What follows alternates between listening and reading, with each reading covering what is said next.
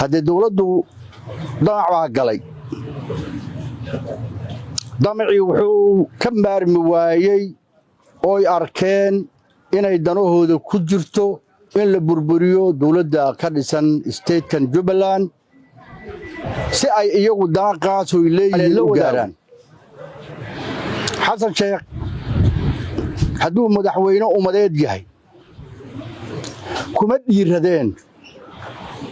inuu yiraahdo macaawanada adduunka bixiyay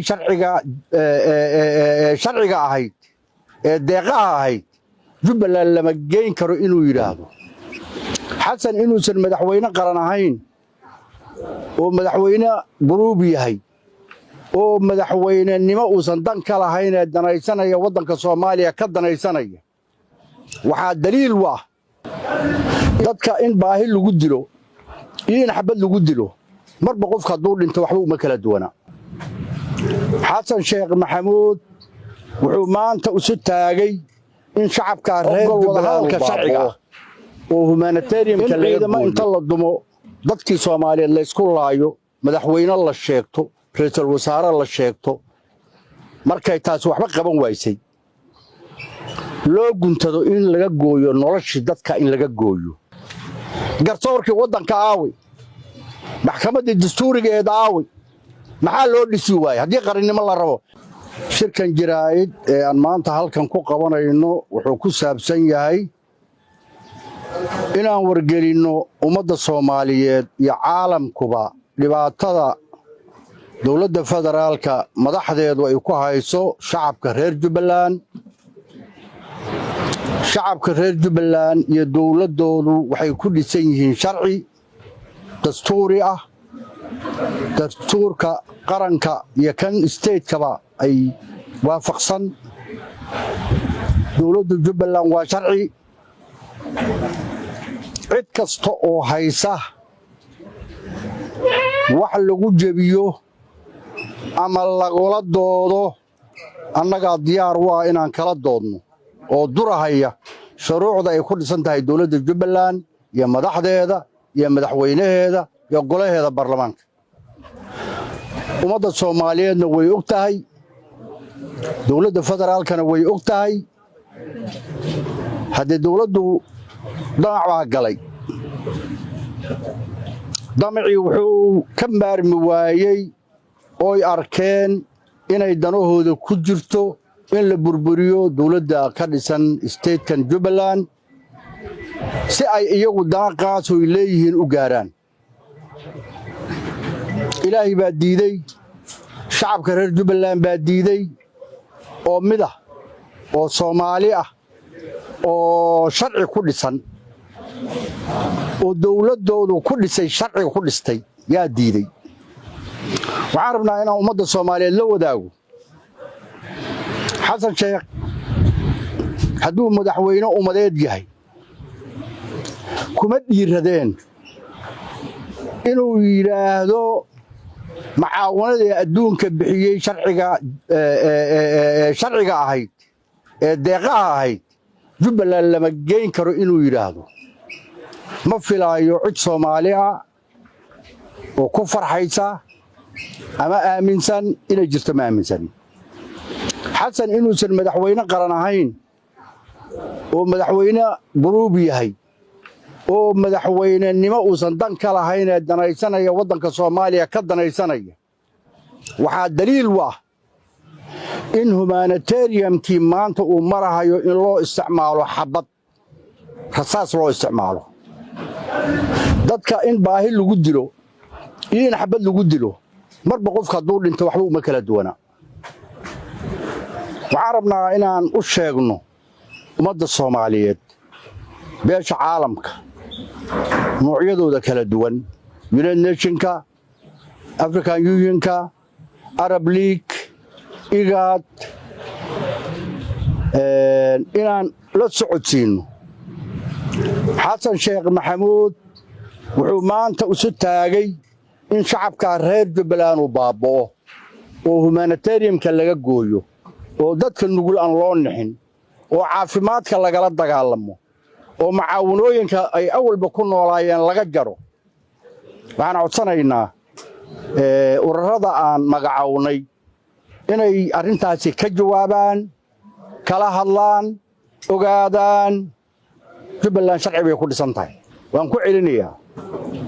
cid kasta oo dood ka qabta waan kala doodaynaa waan kala hadlaynaa sharciyad baan haysanaa baarlamaan baan leenahay shacabka dhisay baarlamaanka madaxweynuhu doortay madaxweynihii hawshii buu ku jiraa ciddii konseen ka qabta waan kala hadlaynaa annagu dastuur baan ku dhisannahay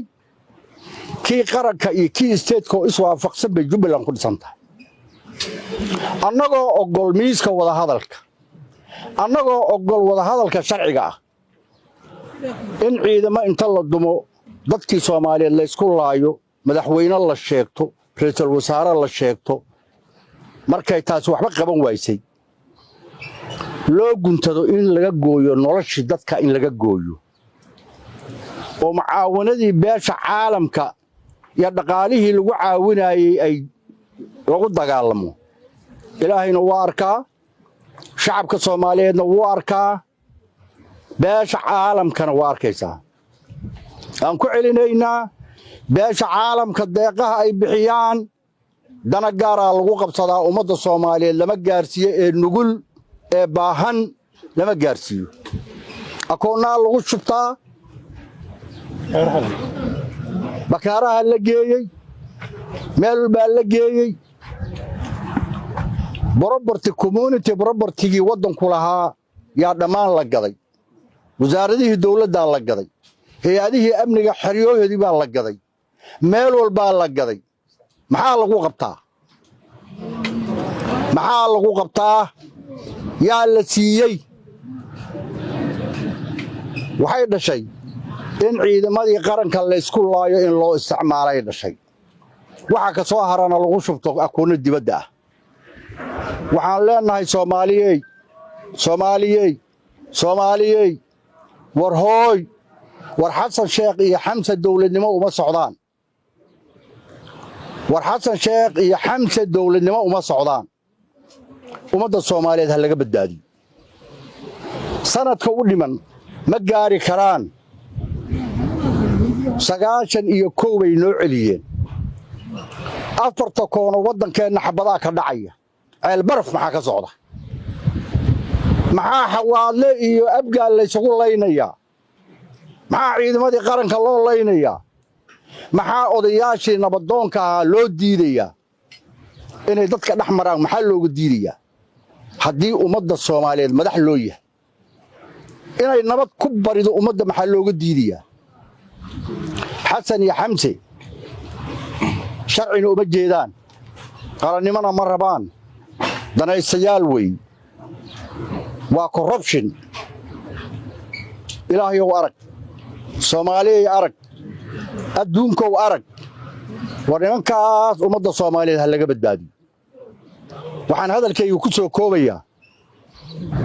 Jubbaland sharci bay ku dhisan tahay ninka konseen ka qabo miiska imaw international miiska imaw dastuurka federaalka ogol habka doorashada isteedka kan isteedka ogol waxaan ahay ninkii watow iska joog sharci la'aan Jubbaland way diiday madaxweynaha inuu soo diido dadkiisa amray shacabkiisa amray Soomaali in la kala kaxeynaya la arkay kuma raacayno meeqaamkii banaadir aawi dastuurka qoraya in la cadeeyo maqaamka magaala madaxda dalka aawi maxaa loo diiday garsoorkii waddanka aawi maxkamaddii dastuuriga ee aawi maxaa loo dhisi waayay haddii qarannimo la rabo maxkamaddii dastuuriga ahayd ee qaranka Soomaaliyeed maxaa loo dhisi waayay dastuurka qeexaya waxa maanta waddanka ka jira oo dhan maxkamaddii go'aamin lahayd way dad tuuga oo inay wax dhacaan ku tala galay oo aan sharci ogolayn